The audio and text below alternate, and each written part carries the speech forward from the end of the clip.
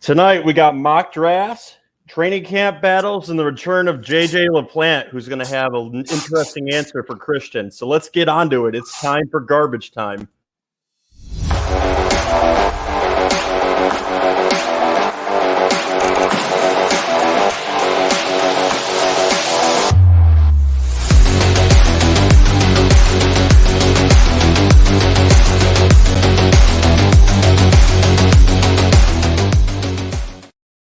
As already said, guys, welcome into Garbage Time Fantasy Football tonight. Tonight it is me, Joe McCann, running the show. Ron is out. We have JJ here making his 2-week hiatus and return, ready to get in the ring and talk about some stuff. Ryan is also out tonight. So how you doing tonight, JJ? Feels great to be back. We got we're set up in the new house, still getting the posters up, but internet's back. I'm back. The champ's back to bless these listeners with my solid advice. So trying to drop his knowledge on us, and he's got to get back in the ring and duke it around with some of our listeners, which, by the way, they seem to talk to us at www.garbagetimeff and leave us voicemails. If you leave us voicemails, we'll answer them on the show vigorously. You can leave your voicemails, your hate mail, whatever you want to leave. And I think, actually, JJ, I think you have finally have a response for Christian, so he'll actually start calling back into the show, right? It was so long ago. I don't remember exactly verbatim what Christian said. He said I get too much airtime, and he said I'm not around enough. But not all of us have time to listen to assholes like us on podcasts. So, I'm here now, and I get the airtime because my shit is good, and I give you good advice. And the advice I give, you're gonna win your league with. So, Christian, why don't you stop worrying about my attendance and start listening to what I'm saying? You already gave me credit in your response about Taysom Hill, Joe's Taysom Hill take being cold, and I'm on that. So, yeah, you absolutely love that. But with that offense, he's going to be starting regardless because they're going to need to actually, get some energy into it now that they're starting wide receivers out. But that's an argument for another day. We'll get into some other stuff tonight. You have anything else to say to Christian? Just keep listening, buddy, and just ride with me. No complaints going forward. We're going to win your league this year. So. Is there anything you needed to wrap up that you heard on any of the other shows too? I will cover a couple points here on the NFC North show. So, all right, let's do it. I thought you guys did a pretty good job covering the teams. There was a couple points on the Bears that just have to be addressed. You and Ron are criminally low on Darnell Mooney. I think one said he's going to have like 600 yards and 3 touchdowns. I think Ron said he's going to have like 900 yards. You were incorrect, sir. I said he was going to have 900 yards. Okay, you said it. So yeah. This guy. So give me my credit where it's due. Right. You got credit, but your touchdowns are low. But this guy's going to start 17 games opposite Allen Robinson. He's going to hit 1,000 yards this year, and he's got huge upside, especially where you're getting him in the draft. He's a great sleeper this year. And you're taking him towards the end of the draft. He may get taken tonight in this mock. We'll just see. Yeah, I mean, we're getting close to drafts here, so we had to throw one of these out here. We've been having problems the whole week getting videos out, and it's nice that we're actually going to get one out tonight. So, we got to give the heckling fandom, a draft tonight. And guys, if you ever want to listen to us too, you can listen to us here on YouTube. We're also on Google Podcasts, Apple Podcasts, Spotify, iHeartRadio, anywhere you listen to your podcast, simplecast.com. We also have a sister show. It's Garbage Time Presents the MMA show, which Ryan does from time to time. And he has actually won me some money on that show. So get into that. Listen to it. It's a great time. And without further ado, I guess we'll get into some of the news going on this week since we haven't been able to cover it this week. Off the top of my head, I was hearing that Julio Jones got banged up on the field today. I don't know if there's anything to worry about there. What are your thoughts on that, JJ? I'm not really worried about it. Every year Julio kind of lives on the injury report, just the way he plays, so physical, catching the deep balls down the field, taking those big shots. He's always had his bumps and bruises. So it's still early. It's the beginning of August. I'm not really concerned about it. I wouldn't be surprised if week 1 he's questionable. It just kind of been the trend of Julio for the past few years. But if he's on the field, he's going to be Julio. So I'm not worried yet. No, I'm not too concerned about him yet. And this has kind of been a pattern of his whole career where he would get injured during practice, not practice at all during a week, and he would play.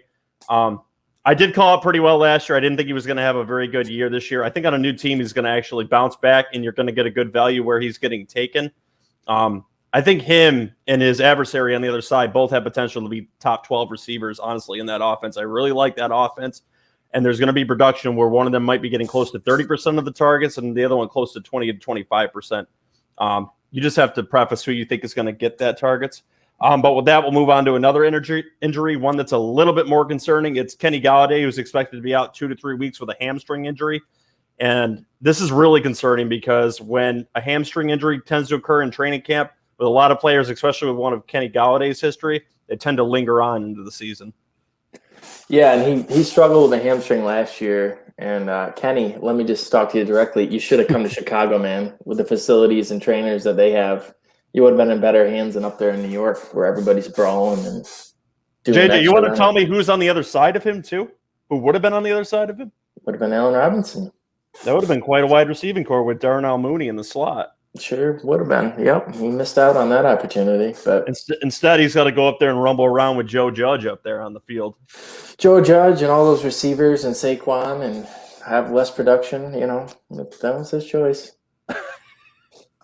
Absolutely great. Did you see him he was having his guys run laps and doing push-ups in front of the media too? So, I don't think he's losing that ship yet, but he definitely needs to gain control of it if they're have any hope of having a successful season there. I don't see them having a successful season, but I mean, if you lose that ship early year, it's going to be a bad year for them. I don't know. I think obviously we're talking about the brawl that happened at the Giants camp, and they call it a brawl. I mean, and we know Logan Ryan pushed Evan Ingram after a play, and I don't think there were huge punches thrown or anything like that. This happens every year in training camp. It's just, in today's day and age, it just gets blown up on social media. So, to be fair, if I was Ryan, though, and Evan Ingram dropped as many balls as he did, I'd probably be pushing him around, too. Yeah, maybe even a little harder.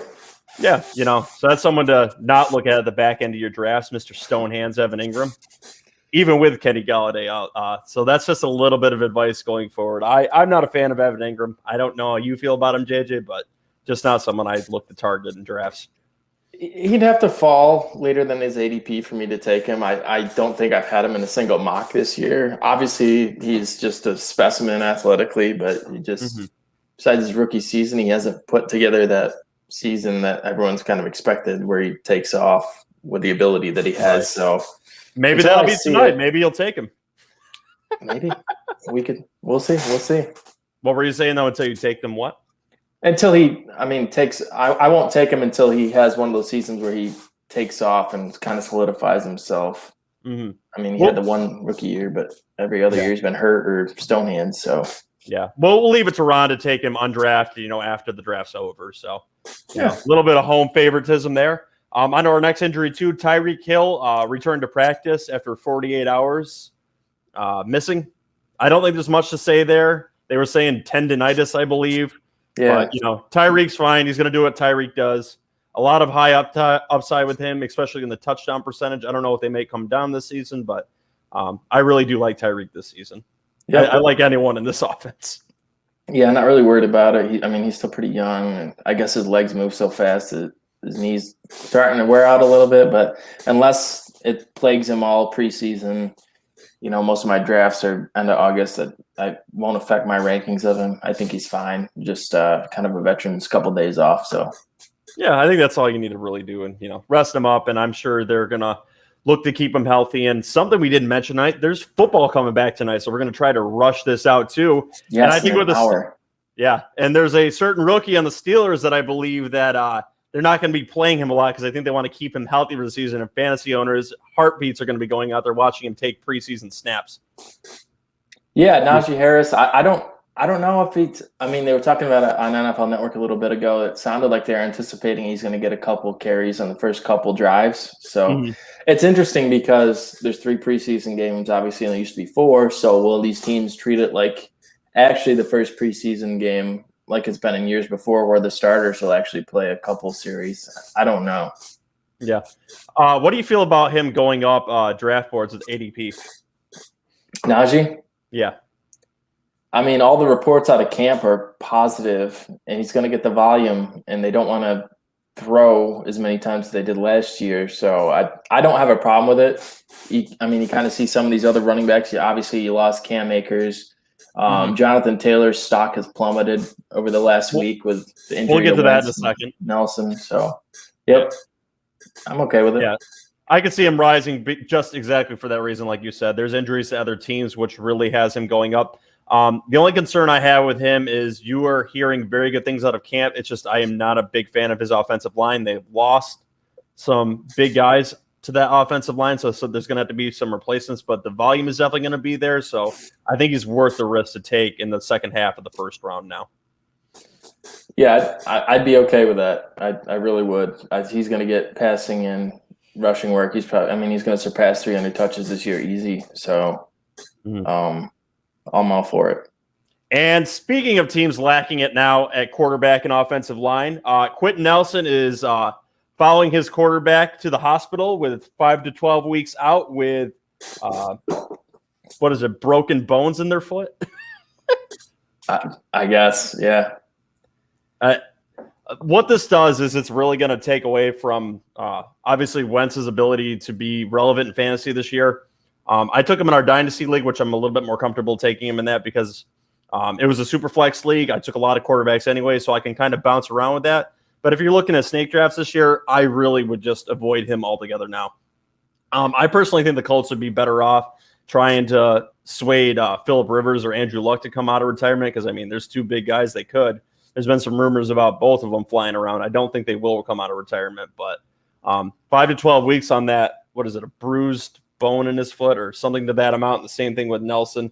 I wouldn't feel very comfortable to that, and that's really going to affect their running backfield too. You may see dump offs there too, but with Nelson also out, it's less protection for these guys. Yeah, I don't know. And Nelson is kind of a superhuman, and his quote was "fuck that." He's going to be back in 5 weeks. He's going to try and play week 1. I believe it. He's a tough dude. I definitely think it's possible. And as far as Wentz, I don't know how much time he's going to miss. I'm going to guess he misses. I'm going to guess like 2 games where they're precautious with him for everything they gave up for him. They're really going to try and ride out those first couple of games, and I think he'll be back sometime in the first quarter of the season. But it's I had high expectations for a couple of Colts players, and it really hurts that. So yeah, I think the person really taking the hit here is going to be Pittman, who I think had a lot of upside going into the season, especially with Wentz there. You're more optimistic than I am about his injury. I think it's going to take more of the full 12 weeks to get him on the field because this injury dates back to him being in high school, and then it's being aggravated now. I don't think it's going to be something that goes away even with the surgery. So I don't think you'll see him on the field until at least mid to late October, and by then it may be a lost season for them. Hopefully not. I'd like to see a competitive Colts team, but as for him being fantasy relevant, it's not going to be worth it. The only place you're going to be looking for him is potentially off the waiver wire later on in the year if you need a guy. Yeah, I projected Pittman for like 1,200 yards, so that kills him. So I don't know if they'll make a move. Obviously, people saw Foles' interview. He obviously seems open to going to the Colts and playing for Frank Reich, who he called his favorite coach ever. And it'd be kind of interesting to see Wentz and Foles back together. I'm sure Wentz getting the band back together. I think Wentz would just absolutely. He's had nightmares about it probably the last 2 nights. Right. Yeah, I'm sure that press conference had him sweating. So yeah, he's like, this bastard has followed me everywhere, taking my job everywhere, won me a Super Bowl ring from the bench. I can't even escape the guy no matter where I go. He's stuck in the shadow. Yeah, it would just be full circle if he honestly followed him to the Colts and he actually overperformed on the Colts. I would the inside of me would love to see that. I would feel bad for Wentz, but I would really love to see it. I think the Colts should trade Darius Leonard and Quentin Nelson for Nick Foles. So, yeah. Unfortunately, I don't think you'll ever see that happen because I think you guys are more likely to cut him actually than him to actually get traded. But we'll see. Yeah. All right. So speaking of quarterbacks now too, before we get into this mock draft, I'll go over 3 training camp battles, which I think could be very pervasive to fantasy football this year, especially these young guys we're going to talk about, specifically 2 quarterback battles and a running back battle, which could be helpful. So the first one, which I'm going to include in our title tonight, there's a lot of smoke and fire coming out of 49ers camp about Trey Lance. So do you want to elaborate on the camp battle between Jimmy Garoppolo and Trey Lance for us? And who do you think is going to be starting week 1 there? And if that person will be fantasy relevant this year? Yeah, I think Garoppolo probably starts. You heard John Lynch come out and back him and say this is the best version of him that San Fran has had. But at the same time, there's the buzz about Trey Lance having a great camp. So it's very rare that teams actually follow through with the Alex Smith, Pat Mahomes plan where a starter makes it the whole year except the useless Week 17 game. So I don't know. I think it's only a matter of time. I think Garoppolo will get the first quarter to first half of the season and then either get hurt or, get benched if the 49ers start losing games. My stats right now, I have them projected for like 8 and 9 games. I think it's going to be a half season split. So let me correct you on something. You said the useless Week 17 game is going to be the useless Week 18 game this year because but I was saying back when the Chiefs had that situation going on, it was Week 17 versus Broncos that Mahomes played the one game in his rookie year. But yeah, you're right. Teams definitely do not have the patience now, and I'm not going to call it a bold prediction because I predicted he was going to be getting onto the field very early, but I think that they're going to see enough out of Trey Lance to start him in Week 1. And I think he's actually going to be I think he's going to start Week 1, and that's going to be my bold take. They're down talking it right now, but I think they're just going to shit look at this kid.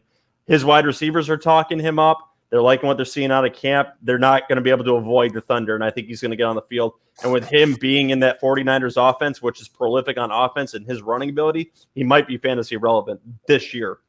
Like, I really think he's going to be a good player, which is why I took him in Dynasty. Yeah, if he plays Week 1, he's absolutely fantasy relevant with his mobility and the offense. It's the receivers are built to rack up the yak yards, and they have 2 very capable receivers in Deebo Samuel and Ayuk, and obviously Kittle, who's great after the catch. So all he's got to do is run in touchdowns and dump off 5-yard drag routes to those guys and let them do the work for him. So yeah, he's got some fantastic options in that offense as long as they actually stay healthy this year. And he just does what his coach tells him, which in that offense is a very quarterback-friendly offense. I think that anyone put into that offense can do it. Mullen showed that last year. So I think if Trey Lance gets into this offense, it'll just take off. Speaking of another quarterback you'd like to take off, we also have the quarterback battle of your team, Andy Dalton and Justin Fields. Who do you think ultimately is going to win this job, and what are you hearing about Justin Fields at the camp? Well, they're not, the Bears at least aren't saying that it's a battle. It's Andy Dalton's getting the first team reps. But the Bears had their family day the other day, and they went out to Soldier Field, and they had Fields throwing bombs all over the place, and everyone's hyping him up. All the former players that work for the sports networks are saying that the Bears should start him and let him take off. And Jimmy Graham today in his press conference compared him to Russell Wilson. So he is getting a ton of hype. Louis Riddick said that the Bears are blown away by him. So I don't know if Dalton can hold him off and all the hype off. It's really tough. But I was really thinking that Dalton was going to have the first half of the season. I just updated my projections last night. I'm starting to think that it's the first 2 or 3 games where you see Justin Fields come in. And there's some people that honestly you're actually coming to my train of thought with I'm that. coming back. You're actually coming back to the correct side. The hype is too hard right now. There's so much there. I'm so excited to watch it. Isn't that shit exciting with the rookie quarterback? Like, I'm blown away by what I'm hearing about Wilson, and I'm loving it. And I mean, it's everyone's going to win the Super Bowl when it's training camp time, Right. and I think we all love what we're hearing about our rookies. All right, so if I'm going to ask you a question then. If for some reason Justin Fields and Trey Lance both get onto the field Week 1, who has a more fantasy productive season?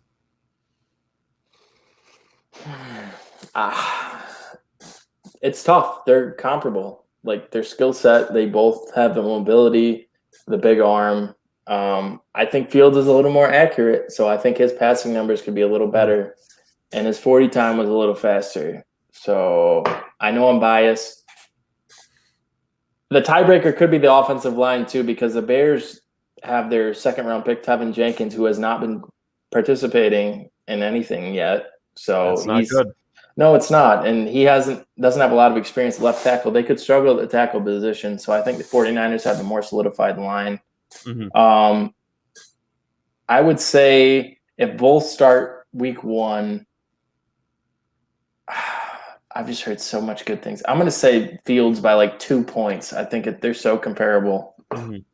I'm going to disagree with you and say that Trey Lance will have the better season because I believe he's got the much better offensive coordinator. I think your guy's a little – he's been deemed as a genius, but I think he's a little vanilla with his play calling. He does some weird shit out there. They have the better offensive line, and honestly, I think he's got the bigger build and the more mobility to actually put those targets into the end zone with his own body. I think he's actually going to be rushing it into. I do think your QB has more rushing ability per se, but I think Trey Lance would be doing more of the Tom Brady 1 yard in QB things. But they both will have very comparable numbers, and I think they could both be relevant, even as rookies, just because of their rushing upside. Yeah, for sure. All right, and into our last training camp battle, we'll do this really quick. We got to always talk about the running backs because running backs are always fantasy relevant. What do you think the relevance of Leonard Fournette versus Ronald Jones for the Bucs is going to be this year? And is there going to be any relevance for it for fantasy football this year? I've said it before when we talked to NFC South. I'm staying away from the situation. I don't know. I mean, I don't think either have solidified themselves in Tom Brady's eyes in the pass game. So I see Gio Bernard's stock going up the past couple of weeks as a pass catcher out of the backfield. So those guys are going to split carries on first and second down. I don't want any part of it. If I had to pick one, I'd probably go with Ronald Jones right now. The way he ran last year, I just thought he was a better running back. He's younger. He's in a contract year, and obviously Fournette's on the 1 year deal. But I think Jones has an actual opportunity to get a decent sized contract in free agency next year. So I'm going to roll with Ronald Jones. Me too, and I agree. He's got more value in PPR leagues too because Tom Brady likes to throw to the running back too, and he would be a check down king for him. So I believe Ronald Jones would be more relevant. And there was actually a bunch of games last year where Ronald Jones was finishing in the running back, I believe, top 16 too in a few games. That was before Leonard Fournette kind of came onto the scene with that too and started screwing that shit up. But I think I'm going to try to avoid this backfield unless I'm taking one of these guys later on and there's a good value there. But I like to try to get bell cows. You can't always find bell cows, but that's why I take my running backs early. And with that, let's try to get into our mock draft and see what the hell we're going to end up doing with it. Because, on Garbage Time Fantasy Football, we got to do a mock draft once in a while for the crew before they actually get into theirs. So let's get into that shit, okay? Absolutely. So let me know if you can actually see what I'm doing on the screen, if I'm doing it correct, because I cannot see you on the webcam. So let me know if you can actually see it, all right? Oh, I see it. All right, so I'm hitting start draft right now. Let's see what it does. It is loading like it's dial-up. And apparently, I am team number 2, I believe, or team 1 is on the clock. Yeah, I can't tell you. It's still loading in. It looks like we got about 7 seconds and the draft's going to start. So okay, yep, you're right. So I am number 2 in this draft. And JJ, you are down where? I am 10. You're picking down at 10, huh? Yes, all right, sir. So the first pick in the draft here, we got Christian McCaffrey getting picked. That is the obvious number 1 draft pick here. The only other person to pick here at number 2 is Dalvin Cook. He's actually a keeper in our main league too. He actually, I believe, can come pretty close to matching Christian McCaffrey's numbers. So with this pick, I'm going to actually select Dalvin Cook. Shocker. Yeah, no, didn't see that one coming. So picked after that, I believe we have, let's see here. Derrick Henry, Alvin Kamara, Ezekiel Elliott, Nick Chubb, Saquon Barkley, Jonathan Taylor, Austin Eckler. So 9 straight running backs went. Unbelievable. Didn't see that coming in one of these drafts. So now what do? Do I get on the running back train or do I go somewhere else? So what are you looking at there? I mean, your favorite guy there, Aaron Jones, who I'm high on, but you aren't so high on, is sitting there, and you've got Tyreek and Devontae. Or are you going to get on the tight end train too? You know what? I'm not going to follow suit here. I'm going to go with the wide receiver that's proven. He's got his quarterback back. I hate that I'm taking a Packer in the first round, but I'm going to take Devontae Adams at 10 overall. Going with Devontae? And I believe he's absolutely got the ability to be the top wide receiver this year. I mean, you saw it last year. He's heads and heels above so many people besides maybe Stephon Diggs. Right. I believe Calvin Ridley can also get into that conversation, which you might also scratch your head and potentially take him here. I don't think you will. You tend to take running backs early, so I think that's where you're going, but we'll see. Yep. So after I took Adams, team 11 in the first round took Patrick Mahomes. Team 12 took Aaron Jones and Tyreek Hill on the flip. And then team 11 stacked Patrick Mahomes with Travis Kelce. So Travis Kelce fell in the second round, which you don't really see Interesting. much of these days. And with that, you're back on the clock. Yeah, I'm back on the clock. So obviously I have Joe Mixon sitting there. We didn't really touch on it in the beginning, but there's been some discouraging reports about Joe Burrow struggling in camp with his knee. He doesn't seem like he's fully back yet. And that kind of makes me nervous. And again, I like the Bengals offense. I got to see him in preseason before I get back on the hype train. So I'm going to be crazy and go 0 RB. Why not shake it up this draft? Yeah, this is a good example too, because even on our website, Ron wrote a 0 RB style. So that'll be good for this mock draft that you actually try this out and show people how it works. I'm going to grab Stephon Diggs in the second round. So I got Devontae Adams and Stephon Diggs.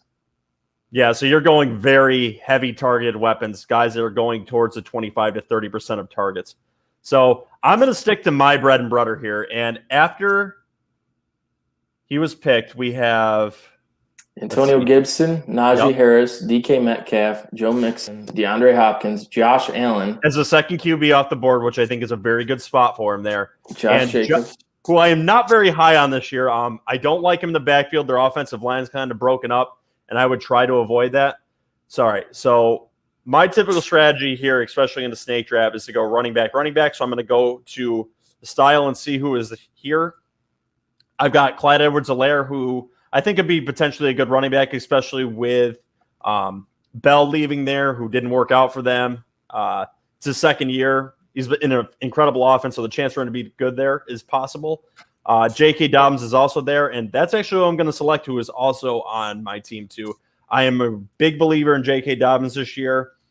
Ingram is gone. It's a running team, and I see him to actually have the potential of being a top 3 running back in the AFC. So with this pick, I'm going to take J.K. Dobbins. I like it. Is there any other running backs you would have thought about in that spot? I liked Clyde Edwards-Helaire and David Montgomery both in that spot at the end of the second round. So that's just me. Those are good thoughts. And after that, DeAndre Swift went off the board, who playing in a bad offense. I don't know how that's going to translate. I mean, the volume is definitely going to be there. And George Kittle going to team 1 in the third round. There's obviously 3 fantastic tight ends if you want to separate yourself and get the specialty on that position. So George Kittle in that spot is a good pick, I believe. Slight concern with his injury coming back, but he is also a beast, so I don't think there's a lot to worry about there. So now I'm going to go look at the top available positions here. And at the top, I've got a choice between 3 wide receivers, Calvin Ridley, A.J. Brown, and Justin Jefferson.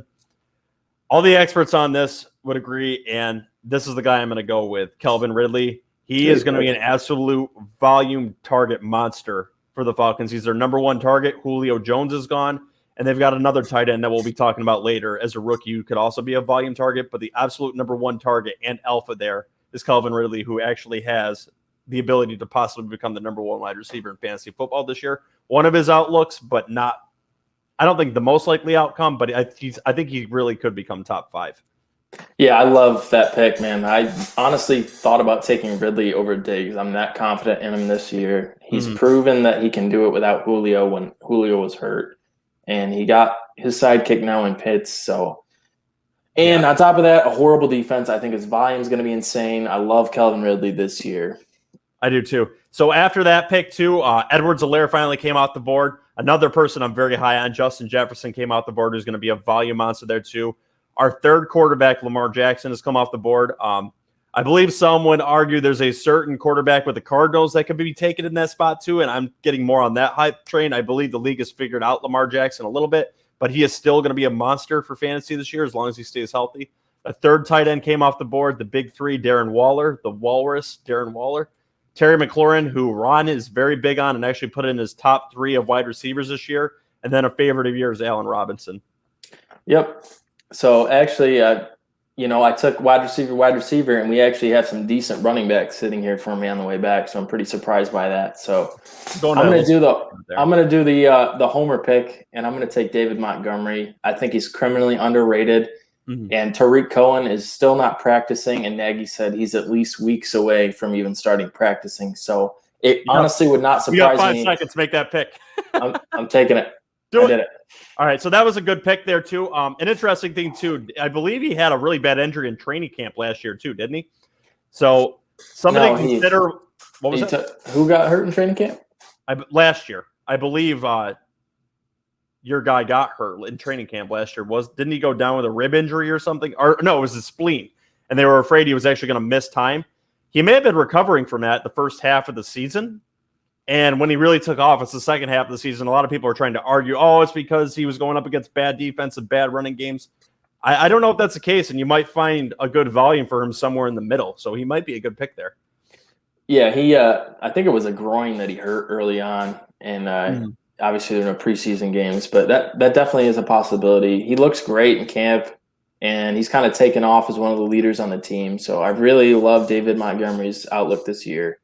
So I am going to make my next pick here. It came back to me. So I see another receiver sitting on the board. I can't believe he is still there in the 4th round. So what I would want, I think. I'm going to grab CeeDee Lamb here and have Devontae Adams, Stephon Diggs, and CeeDee Lamb stacked with David Montgomery here to start. That is a good pick there, and especially with their top wide receiver potentially being injured this year, and he's going to be getting a lot of time with Dak Prescott, so that is a good pick. Amari Cooper, I believe, would have been the number 1 there should he have not been injured, but I believe that extra time is going to allow him to overtake him, so we'll see how that ends up working up. So now we are on to my pick. After that, I believe Robert Woods went. Actually, no. So we've got Julio Jones went off the board. Kyler Murray, who I believe is actually going to have a better season than the Ravens QB this year, came off the board. We got Robert Woods, who is Mr. Consistent. Miles Sanders, who I am going to completely avoid this year. Adam Thielen, who is violently underrated. He is a touchdown machine, and I believe will be. Dak Prescott coming off injury, who I think is going to be a good QB. He was averaging at the end of the year, would have had 6,000 yards if he would have kept up the pace he had. I don't know if he would have finished with that, but he's going to be fantastic for fantasy because that defense is horrendous and they're going to have to throw a lot. So with that, I'm going to make another pick here. I've got Cook, Dobbins, and Calvin Ridley. So I'm going to go back to my board and look at what a lot of people would do here. I always stack running backs. So with this spot and there being the potential for a running back to always get hurt, I'm going to pick Myles Gaskin here. He is the workhorse for the Miami Dolphins. I think he is underrated, and he is a good pick here. I like it. And then after that, I believe we have it was Amari Cooper and then Kenny Galladay. I am going to avoid Kenny Galladay this year for the simple reason that he's got that hamstring he's now dealing with. So that's going to be in the back of my mind when we go to our draft next week. Might sling him up there to see if someone baits on him. Maybe Ron will. We'll see how that goes. But I just don't feel comfortable with that. And with this pick, I'm going to go select someone else off the board too. Now that I've got 3 running backs, I'm going to go focus on my wide receiver position. And I've got someone that's got a lot of consistency here. So I'm going to go with the boom bust factor, someone that finished inside the top 17 in a lot of formats, someone who also has a large volume of targets. A lot of boom bust potential. I'm going to go with Tyler Lockett in this spot. I think he's going to be in for a good year. I like it. So after Lockett, we had DJ Moore, Jamar Chase, Justin Herbert, OBJ, Cooper Kupp, Brandon Ayuk, and Mark Andrews. Brandon Ayuk is a fantastic pick in that spot because he is getting a lot of talk out of camp. He's starting to show out as the alpha. Earlier in the offseason, I was arguing he was not going to be the number 1. I've changed my mind on that, and I am really coming around to Brandon Ayuk. Okay. So I'm looking at my my board here. Obviously, I only have 1 running back, so, I have to kind of look at that position, see what's there. I'm not going to go desperate. Not yet, anyway. Not yet. But I do have I got 3 wide receivers, so I'm probably going to stay away from that position. And looking at tight end, I guess it's crazy. I'm buying into the hype. Most mock drafts I do, he's not around this long. I'm taking Kyle Pitts here. I just think I love that pick. he has a really big opportunity in front of him with Atlanta. And I got him in the 5th round. I've seen him go as high as the 3rd round. So I'm going to grab one of the big tight ends here in the 5th round. So I'm drinking the Kyle Pitts Kool-Aid too, and I think he's going to cost a lot in our auction draft next week. After him too, one I was trying to eye, wasn't going to last that long. Deontay Johnson came off the board. T. Higgins, who I'm a little bit less high on this year. Aaron Rodgers as the next QB. And then Kareem Hunt, who's going to do his thing this year, and you're back on the clock. Yep. So I'm going to go back. I'm probably going to address running back here. So let me take a look at who's available. According to the Draft Wizard, the top guys available are Mike Davis, Damian Harris, Travis Etienne, and Raheem Mostert. So another guy that I'm going to buy in on the hype on. Word on Jaguars camp is that Travis Etienne is uncoverable. So this is a PPR league. Every league I'm in is a PPR league. I think he has insane upside with Trevor Lawrence in that potentially bad teams with a lot of time on the offensive side of the ball. I'm going to take Travis Etienne as my RB2 here. In a 0 running back format, I still would have avoided that pick. I saw that you had Mike Davis on the board there, who was a starting running back. I understand you are not a giant fan of him because he may fall down the board a little bit, but regardless, he is the starter there, and there's not a lot behind him to take away from him. So he could still trudge his way to running back number 2 numbers. So I think I would have taken Mike Davis in that spot. But I don't think that is your prerogative, last. though. I understand. So I understand where you're going with that. You're reading the tea leaves, and that is perfectly okay with that. So now with that, I have 2 wide receivers, and this is a 3 wide receiver format. So I am going to go dip into the well again and go pick another wide receiver. So I've got a real decision to make here. So I'm looking at my top 5. I've got Jerry Jeudy, Robbie Anderson, Deebo Samuel, and Brandon Cooks. I am not going to touch that with a 10-foot pole yet. Maybe later if he's still around. But with this pick here, I'm going to drink the camp Kool-Aid and take Jerry Jeudy here. He's a fantastic wide receiver 3 option who could potentially come out to be their wide receiver 2. I still think Courtland Sutton is going to hang on to that. It all depends on the quarterback play, but he is not a bad wide receiver 3 option. So I'm going to take Jerry Jeudy here. All right. And with that, I believe I am back on the clock. So I'm going to my best overall players now, and I'm going to take value here. So I'm going to see what we got here. Mike Davis is still sitting there, but I've got 3 running backs. I do not need one now. I'm a little bit iffy on Jerry Jeudy, like I said. So Robbie Anderson's still there. So he is considered by some to be the wide receiver 1 with the Panthers. It's based off his yards, but not off touchdowns. I believe that would go to DJ instead. So with that, I'm going to take Robbie Anderson, who is consistent. I've got the flash ability of Tyler Lockett, so at least I know Robbie Anderson will bring me the yards as a wide receiver 3 if Jerry Jeudy doesn't work out for me. So with this pick, I'm selecting Robbie Anderson. All right.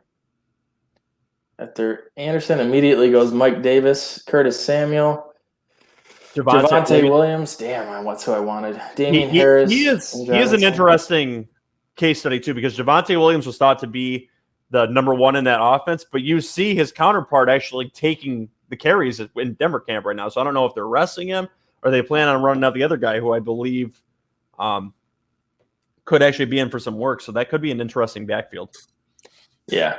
So on my suggestions here, I have Jalen Hurts as the top suggestion, and I'm actually not going to touch that because all these rumors about Deshaun Watson to Philly really makes me nervous, and it kind of seems like Philly is not sold on Jalen Hurts. So my expectations for him have started to dwindle. So I'm going to pop back to the running back position. Right now it has Raheem Mostert, Ron's favorite, listed, Melvin Gordon, Chase Edmonds, and Ronald Jones. Okay. So obviously I went receiver heavy early, so I'm not a huge fan of these guys. But I'm going to make a selection out of one of these 4. I think I'm going to go with Chase Edmonds. As much as I don't like the pick, he really does have an opportunity to kind of be the lead guy in Arizona. I think Connor will get the the goal line touches, but it's PPR, Right. and he's in a prolific offense. I'm going to go with him as my third guy right now, and I'll touch the position again later. And not only that, too, is Edmonds has the PPR ability, like you said. And actually, someone just went out the board that I really wanted, Trey Sermon, so that kind of pisses me off. And after him went Melvin Gordon, the other counterpoint to the Denver offense that I was talking about. Johnson for Houston, who was really, I believe, the last number 1 running back that still could have been selected. I'm not touching him with a 10-foot pole at this point. With that, you're back on the clock again. Yeah, so I am going to make another selection here. I'm looking at the running backs, and there's a guy that is lower on the list that I think should be a lot higher on the list. And you said there's no 1 running backs left, but I think this guy has a real opportunity, and he happens to play for your team. So I'm going to take Michael Carter here. I think he has real potential to have a 1,000-yard season. I don't like why is his name escaping me? Tevin Coleman at all. He's never been able to be the guy. So I'm rolling with Michael Carter here. This is my 4th running back selected. He could be my RB2 here. And in a 0 running back strategy, I think that's very good because I believe their offensive line is improved too. I don't know if he will be a true number 1. I think it'll be more like a running back by committee. So we'll see how that works out. There was one guy I was considering who I think could emerge as a number 1 there. I don't know if he was drafted yet, and he was. That was Zach Moss, who I'm quite high on. Raheem Mostert, I think, will lose his job eventually. Still be productive, but it'll be a 2 running back system. Dylan is a good backup. He's got tree trunks for thighs, not in a dirty way or anything. He just has the kind of frame that's good for a running back. Yeah, I said it anyway. I don't care. Anyway, after that, taken was Ronald Jones. Smith for Philly, who I was big on before the injury. That's kind of concerning me. Brown for Tampa Bay, who we covered back in the training camp battle, and Leonard Fournette, who's not talked about very well on the Jaguars. I don't know what they're going to do with him in that offense, but taking this late in the 8th round, it's worth taking a shot on him. We'll see what ends up happening to him. And with this spot here, I'm on the board, and I haven't taken a tight end yet. So I'm going to dip into the pool finally in the 8th round and believe in the hype that Dallas Goedert is his real name, but in our show, it's Goedert. So I'm going with Dallas Goedert in this spot in the 8th round of the 11th pick. Okay. And after that, I believe Deebo Samuel came off the board, which is a great value in the 9th round for that team. Yeah, it is. And I am back on the clock here. So with that, I'm going to go evaluate the top positions here, and I am in the 9th round, as we said. And Jalen Hurts is still sitting there, which is kind of scary. But he's got that running. He's got that running ability. I'm going to believe that our little victim up there with the Texans is not going to play, and he's going to end up on the exempt list for the year. I'm going to have to take another quarterback because I'm going to do it, but I love the running ability. I think he could rush for 1,000 yards if he actually ends up with the team this year, which would be great for my team. So I'm going to take Jalen Hurts here in the 9th round and take the shot. Yeah, well, with Watson, his value being so low, you could actually take him later in the draft as a safety net for the Eagles if I could. That hype is actually real. So yeah. No. And after Hurts, I'll let JJ consider what he's going to be taking here. I believe we had Tyler Boyd, James Conner, Will Fuller, Michael Pittman, Mike Williams, Jarvis Landry, and Marquise Brown. So a big string of wide receivers just came off the board. Let me say this here, too. I love that Mike Williams pick because I think he's going to take a step up in that Chargers offense, in an offense that's going to be prolific this year. So I love his value in the 9th round. Yeah, so you just took your quarterback. I don't have one yet, so I'm looking at the board. There's a guy here with a great opportunity in front of him to finally be on a competent team. I know I've said that Matthew Stafford's numbers may not be are comparable to Jared Goff's, but for this value in this round, I like his outlook on the season. I'm going to take Matthew Stafford here as my quarterback. I think he's going to have a fantastic year for the Rams. I know you're not very high on him, but I like that. I respect him. I think he's a good NFL quarterback, but the difference between Goff and Stafford, I'm not as far apart as some people are. I think they're closer than some people think. I think they're both capable. I think Stafford's a little smarter and more of a veteran. I would say. Anyway, let's get back to your pick. Your boy Darnell Mooney's off the board, so I'm sorry you can't take him. Damn you, Team 12. So that was the direction I was going to go. So now let me scramble here and see who I'm going to take. Well, there's one player here I don't think you're going to have to scramble much if you go the direction I think you're going to go. We'll see. Let me look.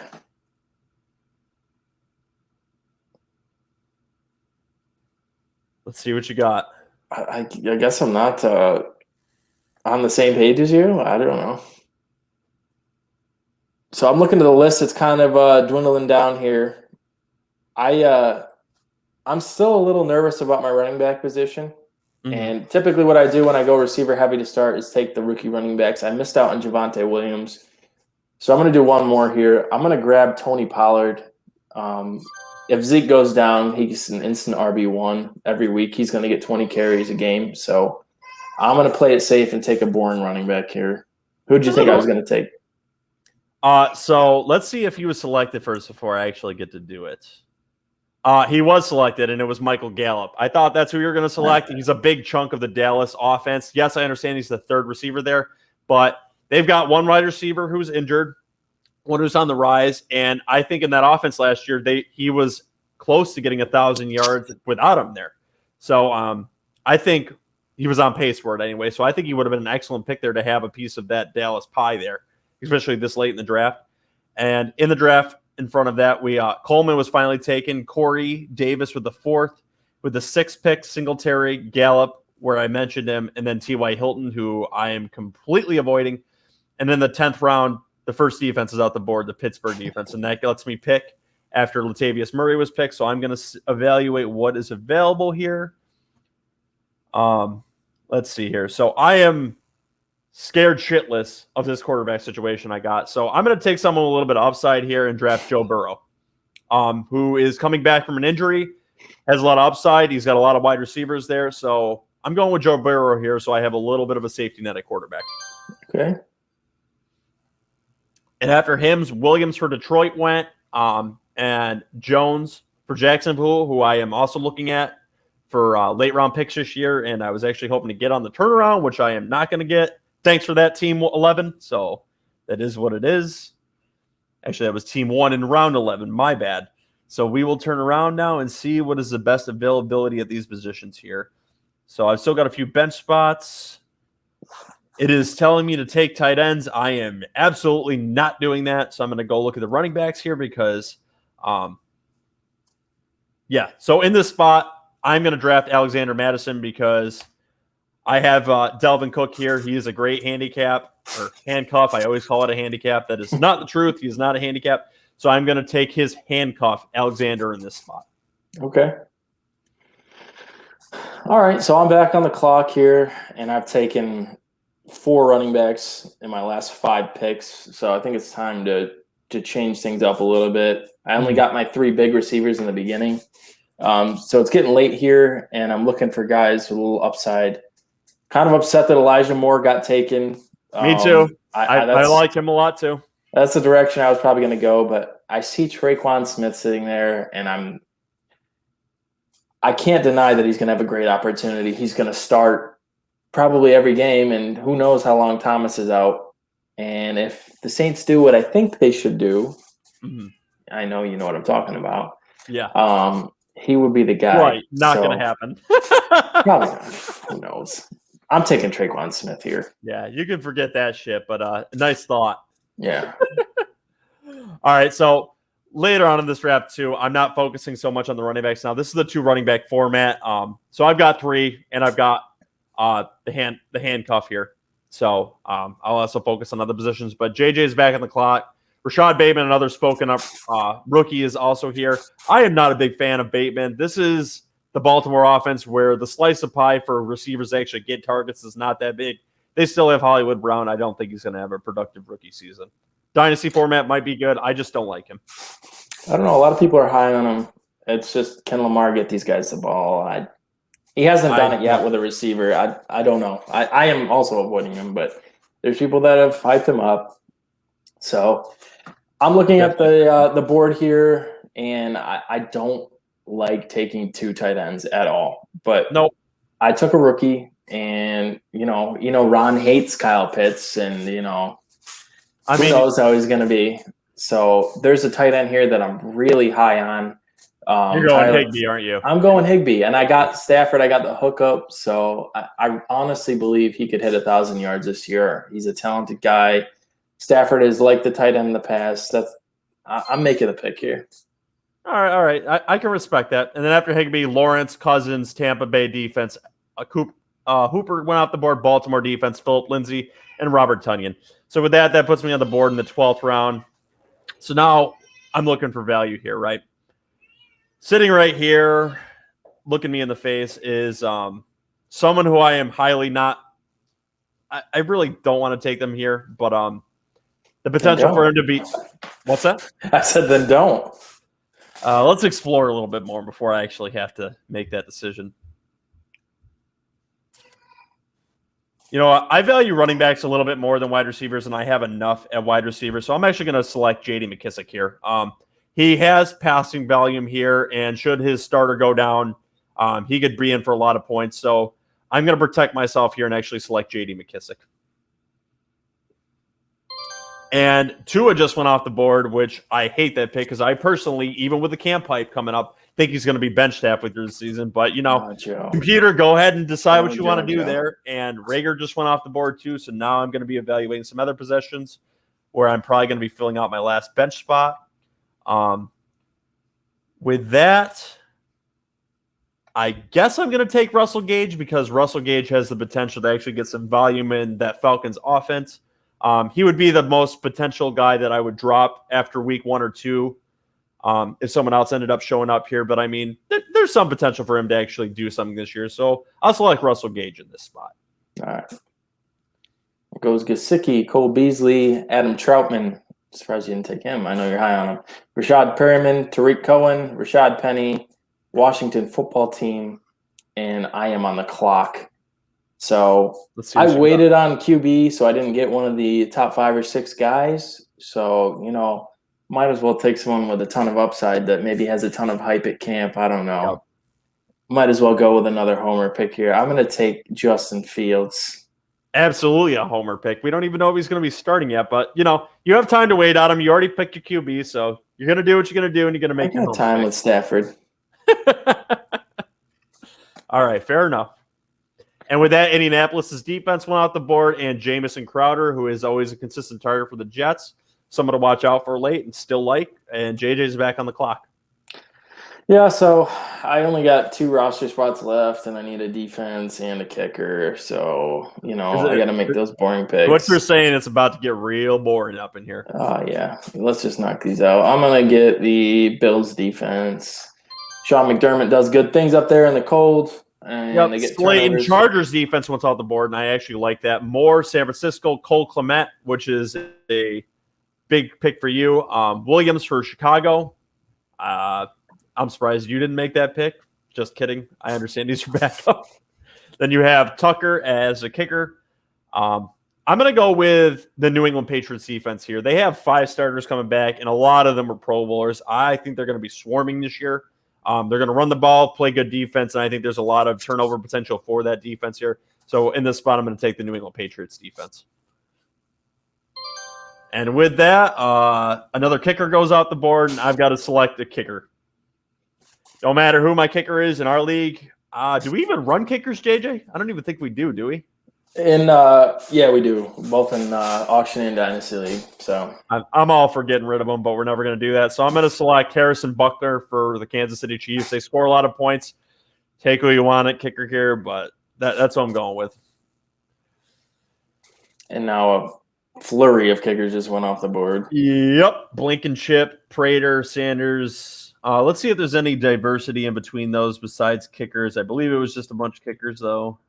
Yep. Yeah, just a flurry of kickers. Nothing to see here. So let's finish that out.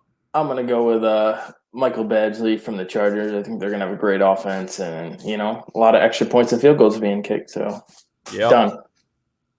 And the draft is complete. So now I will go over my team really quick. JJ will cover hers, and then we'll get out of here because we actually have some damn football tonight. So at quarterback, I've got Jalen Hurts, running back Dalvin Cook, J.K. Dobbins, can't beat that top two. Wide receiver Calvin Ridley, who's got potential to be the number one wide receiver this year. Don't think he will be, but its potential's there. Tyler Lockett, Mr. Boomer Bust. Jerry Jeudy, potential to become a wide receiver number one this year.